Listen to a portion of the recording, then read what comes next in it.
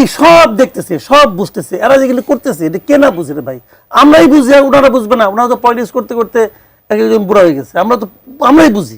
জামাত কাদেরকে নিয়ে আপত্তি করছেন সেই নামগুলো আমরা এখনো জানি না। এনসিপি কাদেরকে নিয়ে জোর আপত্তি সেটাও আসলে ঠিক পরিষ্কার নয়, অন্তত আমার কাছে। আপনার কাছে কি পরিষ্কার কারা এই সকল বিতর্কিত উপদেষ্টা? বিএনপি যে 4 জনের নাম দিচ্ছে এটা কে কে আপনি জানেন? আমি গণমাধ্যমে অবশ্য দেখলাম যে জ্বালানি উপদেষ্টা ফজল কবির খান সেই তালিকায় আছেন, 2 জন ছাত্র উপদেষ্টা তারা আছেন। না, তারা যে কথাটা বলেছে, যেখানে গণমাধ্যমে দেখেছেন, তারা সেখানে কাকে কোট করেছে? বিএনপির কোন নেতাকে কোট করেছে না করেনি? না, আনুষ্ঠানিক ভাবে হয়তো তাহলে ওটা হলো আন্দাজের কথা। ঠিক আছে, আপনি আপনার মূল্যায়ন অনুযায়ী তাহলে বলুন। কারণ আমার কথা হলো, এখন জিনিসটা কি জানেন, আমি বলি আপনাকে যে 3টা দল প্রধান উপদেষ্টার সঙ্গে দেখা করছে এবং 3 দলের অনেক কথার মধ্যে একটা কমন কথা হলো যে 3 দলে কিছু কিছু উপদেষ্টা সম্পর্কে তাদের যে সীমাবদ্ধতা, তাদের যে লিমিটেশনসগুলো তারা বলেছে এবং আপত্তির কথাটা জানিয়েছে, এবং আপত্তির রেজাল্ট হিসেবে তারা সরাসরি আসলে বলেইছে এদেরকে বাদ দিতে হবে। 3 দলই বলেছে। এখন কথাটা হলো যে বিএনপি যাদের কথা বলেছে তাদের কথা কি এনসিপি মিন করেছে? না, করেনি। 3টা দলের মতামত নিয়েছে, আরো যে অনেক দল আছে তাদের মতামত নেন, তারাও অনেকের নাম বলবে। তাহলে বটম লাইনটা কি? বটম লাইনটা হলো, এই সরকারের যারা উপদেষ্টা হিসেবে আছেন তাদের মোরললেস প্রায় সবার বিরুদ্ধেই এই আসন্ন নির্বাচনে অংশগ্রহণকারী রাজনৈতিক দলগুলো কোনো না কোনো দলের কোনো না কোনোভাবে এক ধরনের আপত্তি আছে, এবং তারা মনে করতেছে ওই উপদেষ্টাটা থাকলে পরে আমি নির্বাচনে সুবিচার পাবো না। যদি এই হয় রিয়েলিটি, তাহলে এই উপদেষ্টা মণ্ডলী সবাইকে চেঞ্জ করতে হয় এবং করা উচিত। আমি পার্সোনালি মনে করি করা উচিত। উচিত কেন সেটা আমি বলি, আমি নিজে তো, আমার তো একটা মানুষ পাই, আমার তো কিছু হুঁশ জ্ঞান আছে, আমি তো কিছু কিছু বুঝি, আমার মতো করে বুঝি। আমার বুঝতে হয়তো ভালো না, কিন্তু আমি তো আমার মতো করে বুঝি।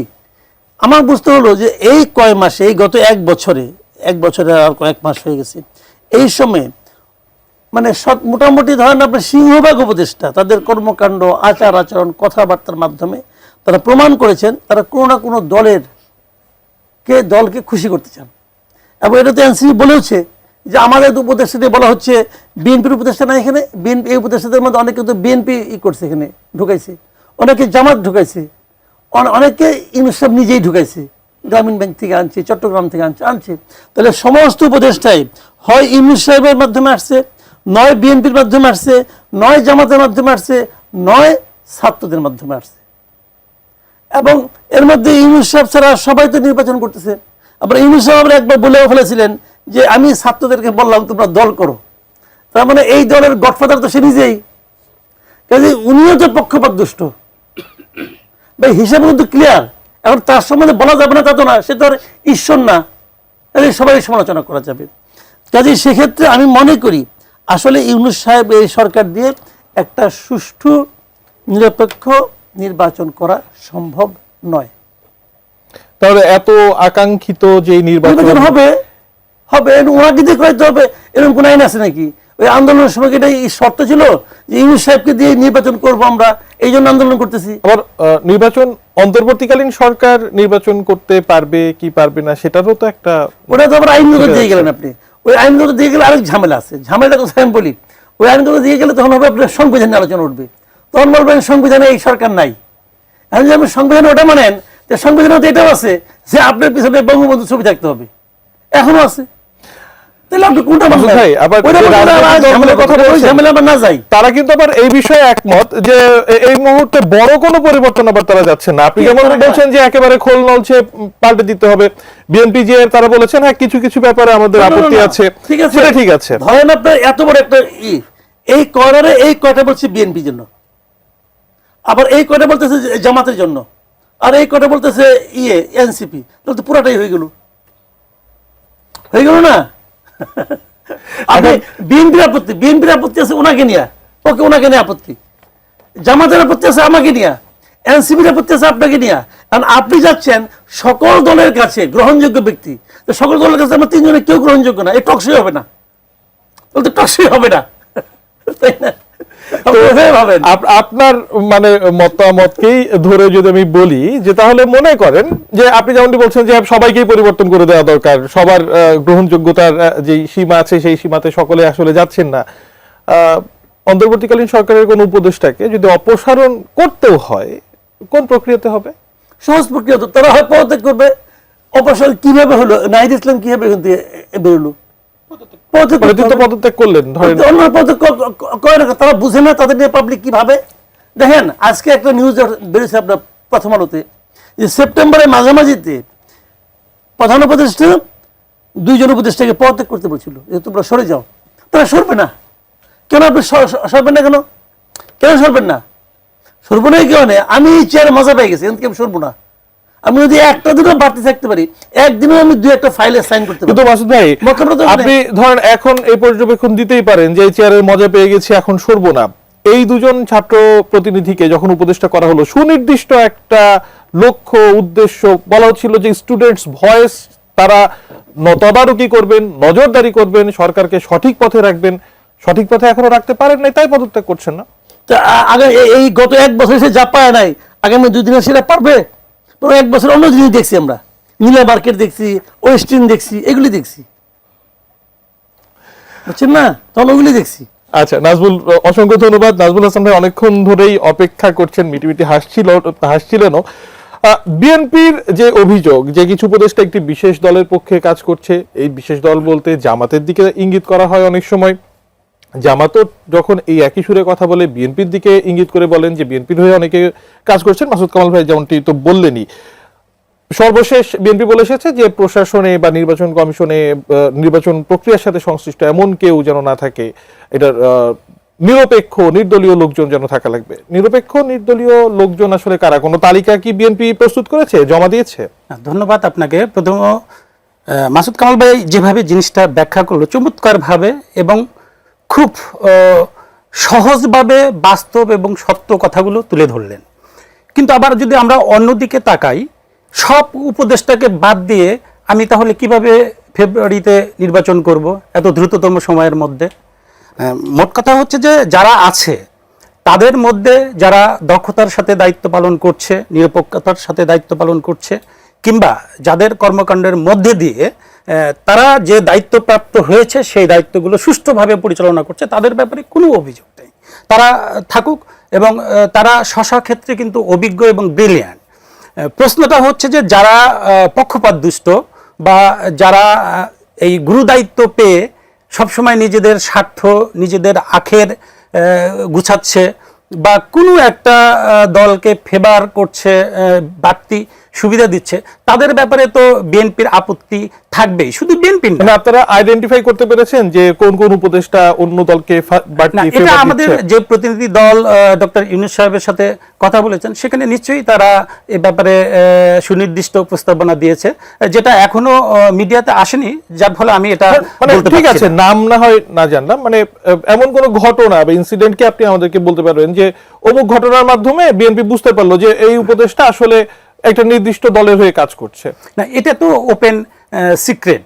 কোন কোন উপদেষ্টা কোন কোন দলকে ফেভার করে, তাদের পক্ষ হয়ে কথা বলে, তাদেরকে সাথে নিয়ে রাতে মিটিং করে, বা ওই ছাগল জবাই দিয়ে মাংস খায়, কে নীলা মার্কেটে যায়, কে ওয়েস্টিনে যায়, কাদের সাথে যায়, এটা তো ওপেন সিক্রেট। মানে বিএনপি যে অভিযোগ জামাতের পক্ষ থেকে বা তাদের প্রতি পক্ষপাতিত্ব করা হচ্ছে, বিমাতা সুলভ আচরণ করছে বিএনপির প্রতি, কোন একটা উপদেষ্টা ছাগল জবাই করে মনে করেন খেয়েই নিল, তো সেটাতে জামাতের প্রতি পক্ষপাতিত্ব কিভাবে হচ্ছে? না, জামাতের প্রতি পক্ষপাতিত্ব আপনারা একটু প্রশাসনিক যে মেকানিজম সেখানে একটু খোলা দৃষ্টিতে দেখেন যে এখানে কারা কারা বসে আছে এবং তারা কি কি কাজ করছে। মানে যে জিনিসটা আমরা জানি সেই জিনিসটা কিন্তু আপনারা জানেন না, আর সব জিনিসই কিন্তু মিডিয়ায় প্রকাশ করা যায় না। আপনারা দেখেন যে প্রশাসনের যারা কি পজিশনে রয়েছে, সচিবালয়ে যারা রয়েছে, ডিসি যারা, এসপি যারা, এই বদলির জন্য, এই তদবিরের জন্য অপর কিছু রাজনৈতিক সংগঠন কিভাবে উঠে পড়ে লেগেছে যে তাদের এটা চাই, সেজন্যই বিএনপির প্রতিনিধি দল প্রধান উপদেষ্টার কাছে যে স্পষ্ট বার্তা দিয়েছে যে নির্বাচনকালীন সময়ে এই সকল কি পজিশনগুলোতে অবশ্যই নিরপেক্ষ, দক্ষ এবং অভিজ্ঞ কর্মকর্তারা যেন দায়িত্ব পালন করে। আপনাকে অসংখ্য ধন্যবাদ। আমি আবারও আপনার কাছে ফিরবো। দুজন দর্শক আমাদের সঙ্গে টেলিফোনে যুক্ত হয়েছেন, তাদের প্রশ্ন একটু শুনে আসতে চাই। আসসালামু আলাইকুম দর্শক, আপনার পরিচয় দিয়ে প্রশ্ন করুন। ওয়ালাইকুম আসসালাম, আমি মোহাম্মদ দেলোয়ার হোসেন পটুয়াখালী থেকে বলছিলাম। তো আমার প্রশ্ন হচ্ছে মাসুদ কামাল স্যারের কাছে, কারণ সে আমার কাছে খুব প্রিয় লোক, বাস্তবসম্মত কথাগুলো বলেন, তুলে ধরেন।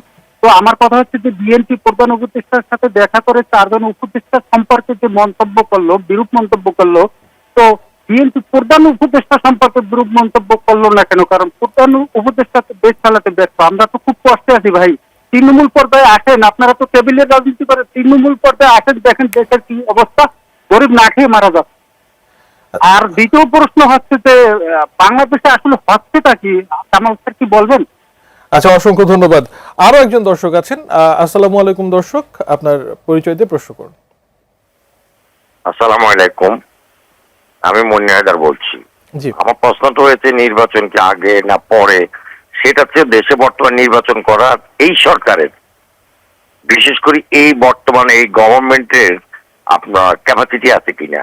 কারণ আইন শৃঙ্খলার যে অবস্থা, বিভিন্ন রাজনৈতিক দলের যে বাপ ছেলের ডায়লগ, যেইভাবে অস্থিরতা বাড়তেছে ডে বাই ডে, বিশেষ করে এই সরকারকে আমার ব্যক্তিগত ধারণা মনে হচ্ছে যে আইন শৃঙ্খলা বাহিনী কিংবা কেউ ওনাকে সাহায্য করবে না নির্বাচনকালীন সময়ে। অতএব এই নির্বাচন হবে বাংলাদেশের ইতিহাসের সবচেয়ে ওয়েস্ট এবং ক্যাজুয়ালিটির দিকে দিয়ে আমার মনে হয় এটা অনেক সবচেয়ে একটা খারাপ উদাহরণ হয়ে যাবে। সেই দেশ থেকে ডক্টর ইউনূস এর মতো নিতে পারবেন? উনি আমাদেরকে অনেক আশার আলো দেখিয়েছেন। ছোটবেলায় পড়েছিলাম আমাদের দেশে কবে হবে সেই ছেলে, কথা নয় কাজে বড় সে হবে। ভাবছিলাম উনি সেই ছেলে, কারণ উনি তো কথা কম বলে বাংলাদেশ মিডিয়ার সাথে। অসংখ্য ধন্যবাদ। অসংখ্য ধন্যবাদ। দুজন দর্শকেরই প্রশ্ন আমরা শুনলাম। আমার মনে হয় মাসুদ কামাল ভাই, আমি আপনার কাছে আসব এই প্রশ্ন নিয়ে। নাজমুল হাসান ভাই, বিএনপি কি মনে করে? দর্শক যে প্রশ্নটি করলেন যে এই সরকারের নির্বাচনের ক্যাপাসিটি আছে কিনা, বিএনপি তো প্রথম থেকেই সরকারের উপরে নির্ভরশীল, সর্বতোভাবে সহায়তা করে যাচ্ছে। আপনারা কি মনে করেন, সুষ্ঠু নির্বাচনের ক্যাপাসিটি আদৌ আছে? বিএনপি সবসময় আশা করে যে একটি সুষ্ঠু এবং সুন্দর নির্বাচন হবে, কারণ আমাদেরকে তো আশা নিয়ে থাকতে হবে, হতাশাবাদী হলে চলবে না। সেই সাথে সাথে আপনি লক্ষ্য করবেন বিএনপি কিন্তু বিভিন্ন স্টেটমেন্টে, বিভিন্ন বিবৃতিতে এই শঙ্কা প্রকাশ করেছে যে দেশের আইন শৃঙ্খলা পরিস্থিতি স্বাভাবিক গতিতে চলছে না। আমরা বহুবার বলেছি যে আমাদের দলের কোনো নেতাকর্মী যদি অন্যায় করে বা শৃঙ্খলা পরিপন্থী কাজ করে, তাদেরকে কিন্তু আমরা সঙ্গে সঙ্গে বহিষ্কার করে দিচ্ছি, একবারে প্রাথমিক সদস্য পদ সহ। তারপরে তাকে গ্রেপ্তার করা সেটা কিন্তু আইন শৃঙ্খলা বাহিনীর কাজ, কিন্তু তারা সে কাজ করে না। কেন গ্রেপ্তার করে না আমরা বারবার প্রশ্ন করি আইন শৃঙ্খলা বাহিনীর কাছে, তারা কোনো জবাব দেয় না। অর্থাৎ এটা স্পষ্টতই বোঝা যাচ্ছে। বিএনপি প্রতিনিধি দল যখন প্রধান উপদেষ্টার সঙ্গে সাক্ষাৎ করতে যান, তাকেও তো নিশ্চয়ই বলেন এগুলো, তার প্রত্যুত্তরে কি পেয়ে আপনারা আশ্বস্ত হন? আসলে মূল কারণটা কি, যে পুলিশ বা আইন শৃঙ্খলা বাহিনী এদের মনোবল নষ্ট হয়ে গেছে, এদের যে সাংগঠনিক কাঠামো এটা ডিস্ট্রয় হয়ে গেছে। এই সরকারের উচিত ছিল দ্রুত সময়ের মধ্যে দিয়ে এটা পুনর্নির্মাণ করা বা সাংগঠনিক গতিশীলতা আনা। দুর্ভাগ্যজনক হলেও সত্য যে বর্তমান ইন্টারিম গভর্নমেন্ট সেই কাজে সফল হয়নি, এবং আমি আশা করব যে নির্বাচনের আগ পর্যন্ত যে কয়দিন সময় আছে, এই পুলিশ ডিপার্টমেন্ট বা সচিবালয়ের প্রত্যেকটা কর্মকর্তাকে প্রোঅ্যাক্টিভ হতে হবে, না হলে সুষ্ঠু নির্বাচন আয়োজন করাটা কঠিন হয়ে যেতে পারে। অসংখ্য ধন্যবাদ। মাসুদ কামাল ভাই, আপনার কাছে আসতে চাই। একজন দর্শক আপনার অনুরাগী, আপনার মতামত জানতে চাচ্ছিলেন যে বিএনপি প্রধান উপদেষ্টা সম্পর্কে তাদের কি মতামত, মানে দলীয়ভাবে, এবং ক্যাপাসিটি আছে কিনা এই সরকারের, আপনি কি মনে করছেন? আসলে ক্যাপাসিটি নাই। এখন আপনি দেখেন, আমি বলি আপনাকে, উনি যে কথাটা বললেন যে আপনার বিএনপি প্রধান উপদেষ্টা সম্পর্কে কিছু বলছেন না কেন? প্রধান উপদেষ্টা তো সরকার প্রধান, আসলে বিএনপি চায়টা কি এটা আগে বোঝার চেষ্টা করেন। ওই আপনি দেখবেন গ্রামের বাড়িতে বিয়ে শাদী যখন হয় না, তখন দেখবেন দুই পক্ষে হ্যাভি ঝামেলা বাঁধে। তখন ওই ছেলে মেয়েকে খেলে একটা ছোট একটা চিরকুট পাঠায়, দুজনে কিন্তু বর বধূ সেজে বসে আছে, এখন মানে প্রায় মারামারি অবস্থা দুই পক্ষের মধ্যে। তো অনেকে চিঠি পাঠায় যে এগুলো হইতে দাও, তুমি খালি কোনো মতে আমাদের বাড়িতে আসো, বাকিটা আমার ঠিক পাবো, পরে এরা আর কেউ থাকবে না। কারণ বিএনপির হিসাব হলো ওইটা, বিএনপি এই সব দেখতেছে, সব বুঝতেছে, এরা যেগুলো করতেছে এটা কে না বুঝে রে ভাই, আমরাই বুঝি, ওনারা বুঝবে না, ওনারা তো পলিটিক্স করতে করতে একজন বুড়া হয়ে গেছে, আমরাই বুঝি, আমরা তো মানে আপনি বলতে চাচ্ছেন যে বিএনপি অন্তত এতটুকু নিশ্চিত বিয়ে অন্তত হবে যে সব বুঝে। এখন তার কথা হলো কোনো মতে খালি হয়ে যাক, আমরা খালি ইলেকশনটা হয়ে যাক, ইলেকশন হয়ে যাওয়ার পরে দেখবনি আমরা কি হয়। এখন আমরা কাউকে চটাতে চাই না, কারণ ভাই যা বলে বুঝতেছে ভুল, তাও বলে ঠিক আছে আসো সাইন করো, কোথায় তাকায়ও না, সাইন করে দেয়। কারণটা কি, তারা খালি ইলেকশনটা করতে চায়, ইলেকশনের পরে কার সঙ্গে কি আলাপ হয়েছে তখন দেখা যাবে, তখন দেখবেন কত কিছু হয়, তখন দেখবেন কার কার বিরুদ্ধে কি কি অভিযোগ আছে সব বাইরে পড়বো, সব একদম নথিবদ্ধ হইয়া ফাইল আকারে বিএনপি লিডারদের কাছে জমা হচ্ছে, সব দিয়ে তখন টান দিবে। কাজেই তখন ইউনূস সাহেব যে খুব একটা আরামে থাকবে এটা আমি নিজেও মনে করি না। ভাই শুনেন আমি বলি, প্রকৃতির একটা বিচার আছে, ওই পরকালে বিচার হয় না, পরকালে বিচার হয়, ইহকালেই বিচার হয়। শেখ হাসিনা কোনদিন ভাবছিল তাকে এই দেশ ছেড়ে এভাবে যাইতে হবে? পতন তো সবারই হবে, যত লম্বা রাতি হোক, সকাল তো একসময় হবে, কোনো সমস্যা নাই। কিন্তু সকালে আপনি ঘুমের থেকে উঠিয়ে দেখলেন যে ঝড় বৃষ্টি হচ্ছে, এটা হলো ভয়ঙ্কর। ওরা হচ্ছে তাই ভাবছিলেন উনি এভাবে যাইতে হবে, কি কারণে গেছে? অনেকে বলে ষড়যন্ত্র মড়যন্ত্র, যাই বলেন আপনি, আপনার তো অনেক কিছু ছিল, ষড়যন্ত্র থামাইতে পারলেন না কেন? পারলেন না কেন? মূল কারণটা হলো কি জানেন, পূর্ণ হয়ে গেছে, পাপের ঘোড়া যখন পূর্ণ হয় তখন সমস্ত কিছুর বিচার ইহকালেই হয়। আপনি কি হাসিনার উদাহরণ দিয়ে ডক্টর ইউনূসকে সতর্ক করছেন? ওনাকে সতর্ক করা গেছে, উনি ভালো মতো বুঝে কি হবে, ওনাকে আমি সতর্ক করার কি, আমি তো পাবলিক রে ভাই, আমি কে সতর্ক করার? তবে হাসিনার সঙ্গে ওনার জীবনযাপন, রাষ্ট্র পরিচালনায় কিছু কিছু ক্ষেত্রে মিল আছে। হাসিনা অনেকগুলি নেগেটিভ দিক ওনার মধ্যে আছে, হাসিনার কিছু পজিটিভ দিক কিন্তু ছিল। একটা মানুষ পৃথিবীতে এমন কোনো মানুষ পাবেন না যারা সব ভালো, আবার এমন একটা মানুষ পাবেন না যারা সব খারাপ। হাসিনা যত খারাপ ছিল, কিছু ভালো কাজও সে করছে, ওইগুলো করা তো তার এবিলিটি নাই। ওগুলো করার এবিলিটি আছে, ওগুলো করার এবিলিটি নাই তো ভাই। নিজের টাকা তো পদ্মা সেতুটা করছে, আর নিজেদের এই পোর্টটা তো সে একজনকে দিয়ে দিচ্ছে। কিন্তু যখন এই কথাগুলো ধরেন বলা হচ্ছিল, তখন তো ধরেন বলা হয় যে একটা বিশেষ প্রেক্ষাপট, একটা বিশেষ অবস্থা, দেশের এই অবস্থা, তার মধ্যে আপনি এই ধরনের হতাশার কথা বলছেন, বা আমাদের একজন দর্শকও বললেন যে সেই ছেলে কবে হবে, সেই ছেলের প্রত্যাশা ছিল, সেই প্রত্যাশার জায়গাটাতে আমাদের শুনেন, আমরা হাসিনার আমলে নানাভাবে অত্যাচারিত হয়েছি। আমাদের বাক স্বাধীনতা ছিল না, একদলীয় শাসন ছিল, ফ্যাসিবাদ ছিল, গণতন্ত্র ছিল না, অন্য দলকে কথা বলতে দেওয়া হতো না, এগুলো সব ছিল। এগুলিতে আমরা বিরক্ত ছিলাম, অতিষ্ঠ ছিলাম তো এখন আমরা কি ভাবছিলাম যে এটা যদি যায় তাহলে আমরা ওদের একটা গণতান্ত্রিক আবহাওয়া পাবো, একটা গণতান্ত্রিক এনভায়রনমেন্ট পাবো। পাইনি তো। ধরেন আমি একটু উদাহরণ দিয়ে বলি আপনাকে, জাতীয় ঐক্যমত্য করতেছে তারা, জাতীয় ঐক্যমত্য কমিশন, ঠিক আছে, ওকে, আওয়ামী লীগকে আপনি বলবেন আওয়ামী লীগ ফ্যাসিস্ট দল, এর বিচার করব।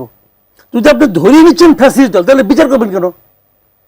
আপনি বিচার করিয়ে দিলেন ফ্যাসিস্ট, মেরে ফেলেন, সব ঘোষণা দিয়ে দেন, দেশে যেখানে যত আওয়ামী লীগের আছে সবাইকে গুলি করে মেরে ফেলা হবে, বলে দিলেই তো হয়ে যায়।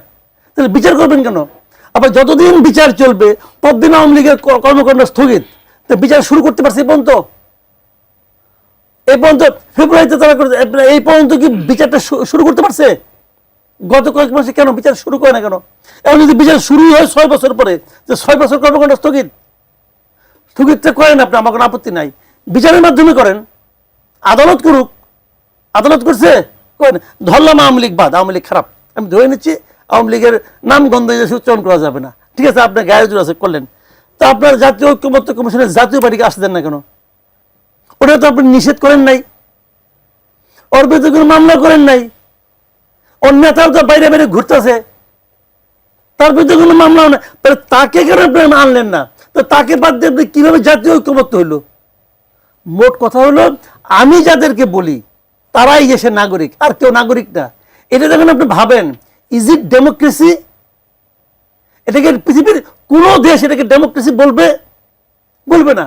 যে পশ্চিমা বিশ্বের উপর ডক্টর ইউনূসের এত আস্থা ছিল, সেই পশ্চিমা বিশ্বের, সে তো কদিন আগে মিটিং করে আসলো, ওরাই তো ওই 6টা সংগঠন ওনাকে বলতেছে যে আপনি এই গণমামলা আওয়ামী লীগের উপর নিষেধাজ্ঞা উঠাই নেন, বলতেছে তো।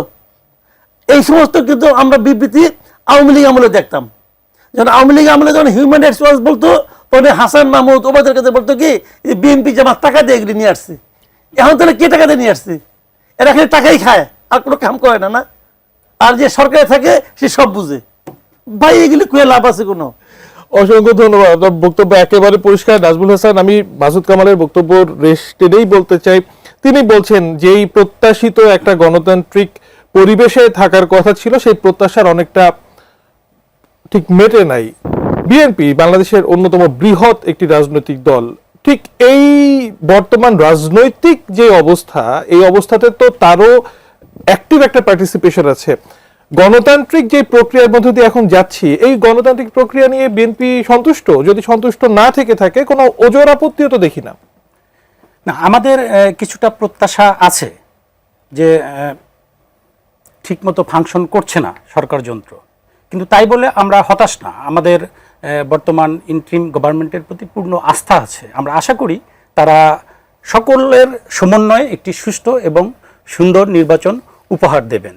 সবচেয়ে বড় কথা ভাই যেটা বলল, যে বর্তমান যে সরকার, এই সরকারের মানে আমার কাছে কেমন যেন মনে হয় কোথাও কোনো সমন্বয়ের অভাব। আমি যদি প্রশ্নটা আরেকটু ধরেন স্পেসিফাই করি, যে আমরা গণতন্ত্রের কথা বলি যে গণতান্ত্রিক চর্চার কথা, 5 আগস্টের পরবর্তীতে বাংলাদেশে যে ধরনের গণতান্ত্রিক চর্চা এখন পর্যন্ত রাজনৈতিক দল এবং একেবারে সাধারণ জনতা একই সাথে আমরা যারা আছি সকল অংশীজন মিলে আমরা করছি, একটা রাজনৈতিক দলের অংশ হিসেবে আপনি সেটাকে কিভাবে মূল্যায়ন করবেন? না, গণতান্ত্রিক কিছু কিছু ক্ষেত্রে তো অবশ্যই উন্নত হয়েছে, এটা তো মানে নিঃসন্দেহেই বলা যায় যে আমরা স্বাধীন মত প্রকাশ করতে পারছি, স্বাধীনভাবে কথা বলতে পারছি, স্বাধীনভাবে সরকারের সমালোচনা করতে পারছি। আমাদের মনে হচ্ছিল যে তিনি ঠিক স্বাধীনভাবে আমাদের কথা বলতে পারছেন না, আপনার মনে হচ্ছে আমাদের মানে গুম হওয়ার ভয় নাই। না ভাই, ওইভাবে বলেন, আমাদের গুম হওয়ার ভয় নাই, অন্যায়ভাবে গ্রেপ্তার হওয়ার ভয় নাই। এই দিক থেকে কিন্তু বেসিক উন্নতি হয়েছে, এটা বলতেই হয়। সেই উন্নতি হয়েছে। আমাদের দুজন সর্বশেষ যিনি প্রশ্ন করলেন তারটা দিয়ে শুরু করি। তিনি বলছেন 54 বছর পরে এসে জামাত বলছে 47 থেকে কোনো অপরাধ যদি করে থাকি, কেউ যদি মনে কষ্ট পেয়ে থাকেন মাফ করে দিতে পারেন। দর্শকের প্রশ্ন, হাসিনাও যদি একটা সময় এসে বলেন যদি কারো মনে কষ্ট দিয়ে থাকি মাফ করে দেবো কিনা। আচ্ছা, একটা কথা হলো যে জামাতের যিনি প্রধান আছেন উনি যে বলেছেন কথাটা, আগে তো এটুকু বলতেন না, এটুকু বলেছেন। এখন যদি জনগণ মাফ করে, দেখা যাক জনগণ মাফ করে কিনা। যদি জনগণ মাফ করে তো ভালো। এখন হাসিনা যদি এসে বলে তখন যদি জনগণ মাফ করে, তখন দেখা যাবে সবকিছু তো জনগণের উপর। উনি তো মাফ চাচ্ছেন পাবলিকের কাছে। এখন এই যে ঝর্ণা আপা, এই মাপ চাওয়াটা, ঝর্ণা আপা কি ইয়েকে শফিক সাহেবকে জামাতকে মাফ করবেন? যদি করেন তাহলে তো আরেক আপা হাসিনাকে মাফ করতে পারেন। আমি জানি না কি হবে, এটা জনগণের ইচ্ছার উপর ডিপেন্ড করছে। আমি অন্যান্যগুলি বলি। আরেকজন বলেছিলেন যিনি, যে বিএনপি দুর্নীতিতে হ্যাট্রিক করে তারা কি করবে। আমি ওনাকে একটা কথা বলি, আপনি ভাবেন তো 96 আওয়ামী লীগ আর 2014 আওয়ামী লীগ কে এক ছিল? খালি এই কথাটা আপনাকে আমি জিজ্ঞাসা করলাম। 96 সালে যে আওয়ামী লীগটা ক্ষমতায় আসছিল, সেই আওয়ামী লীগের সঙ্গে 2014 যে আওয়ামী লীগ, এই দুটাকে আপনি এক করে দেখেন। যদি না দেখেন, কেন দেখেন না? কারণ সময় চেঞ্জ হয়েছে, মানুষের মন মানসিকতা চেঞ্জ হয়। ঠিক একই রকম 2006-এর বিএনপি আর 2025-26-এর বিএনপি এক না। টাইম চেঞ্জ হয়ে যায়। অনেক দল একসময় খুব খারাপ থাকে ভালো হয়ে যায়, অনেক দল খুব ভালো থাকে খারাপ হয়ে যায়। এটা হলো জানেন, সবগুলি ডিপেন্ড করে যে পাবলিক কি বলতেছে। একটা রাজনৈতিক দল খারাপ হইতে কিন্তু পাবলিক দেয়, পাবলিক যদি প্রতিরোধ করে খারাপ হতে পারে না। আর এর আগে আরেকজন বলেছেন যে এনসিপি কে, যেটা বলতে চাই না আমি, তিনি বলছেন যে এনসিপি নেতাদের মানে তাদেরকে প্রয়োজনের চাইতে বেশি বড় করে কেন আমরা দেখছি। এই প্রশ্ন আসলে আমারই কয় না, আপনারই করছে। মানে এনসিপি নেতাদের, তাহলে কি মাসুদ ভাই, আমি আপনার কাছে পাল্টা প্রশ্ন করতে চাই, এনসিপির নেতা যাদের নেতৃত্বে এত বড় একটি মানে ইতিহাস পরিবর্তনকারী একটি বৈপ্লবিক একটি পরিবর্তন ঘটলো বাংলাদেশে, তারা 1 বছরের মধ্যে এতটাই অপ্রাসঙ্গিক হয়ে গেলেন যে দর্শকরা এখন এমন প্রশ্ন করছেন আমাদেরকে? জি জি, এটাই বাস্তবতা। আমি আপনাকে ঘটনাটা বলি, শুনেন। ঘটনাটা হলো কি, এনসিপির খুবই সম্ভাবনাময় একটা দল ছিল। আমি এই দলটাকে নিয়ে খুব আশাবাদী ছিলাম। এই দলটা অপ্রাসঙ্গিক, এদের কিন্তু কেউ করে নাই। ওনারা নিজেদেরকে করেছে। ওনাদের যে বাড়াবাড়ি, বিভিন্ন প্রত্যন্ত অঞ্চলে প্রশাসনিকভাবে দাপট, হুমকি ধামকি, বাড়াবাড়ি, এবং কোনো নেতার নানা রকম দুর্নীতিতে জড়িয়ে পড়া এবং সিনিয়র জুনিয়রকে অপমান করা, অপদস্থ করা, এই যে কাজগুলি তাদের মাধ্যমে হয়েছে, তাদের নামে হয়েছে। অনেক সময় তারাও করেন নাই, তাদের নামে হয়েছে। এগুলি তারা হ্যান্ডেল করতে পারে নাই। এবং তাদেরকে যারা আশা করছিলাম, দেখলাম তারা একটা গড্ডালিগের প্রভাবে গা ভাসিয়েছে। আমরা আওয়ামী লীগ বিএনপির বিপরীতে এনসিপিকে নিয়ে ভাবছিলাম যে নতুন ধারার দল আসবে, কিন্তু তারা ওই আগের ধারাতেই চলা শুরু করছে। এবং তাদের নামে অনেক স্ক্যান্ডাল হয়েছে, টাকা পয়সা নিয়ে আলোচনা হয়েছে, অমুক গ্রুপ থেকে টাকা আনছে, তমুক গ্রুপ থেকে টাকা আনছে, হয়তো টাকা আনছে 15 কোটি, তারা বলতেছে 35 কোটি হইতেছে। তোরে ভাই, তারা বলবে এইটা। তো এখন এই যে বিষয়গুলো হচ্ছে, এগুলির মাধ্যমে এনসিপি নিজেকে এমন এক জায়গায় নিয়ে গেছে যে তাদের উপর মানুষের আর আস্থা নাই। এবং তাদেরকে যখন আপনারা আনেন কি করে, এটা তো বুঝি কোনো ভালোবাসা তো নাই, তাদের প্রতি কোনো প্রেম নেই রে ভাই। আপনার প্রেম হলো কি আনলে পরে এই প্রতিষ্ঠানটা চলবে, লোকজন দেখবে। এনসিপি এই কথা শুরুর দিকে সবাই শুনতে চেয়েছে। আপনারা বরং এখান থেকে একটা মেসেজ পাইলেন যে দর্শকরা শুনতে চায় না। আপনারা বিবেচনা করবেন সামনে আপনি কি করবেন।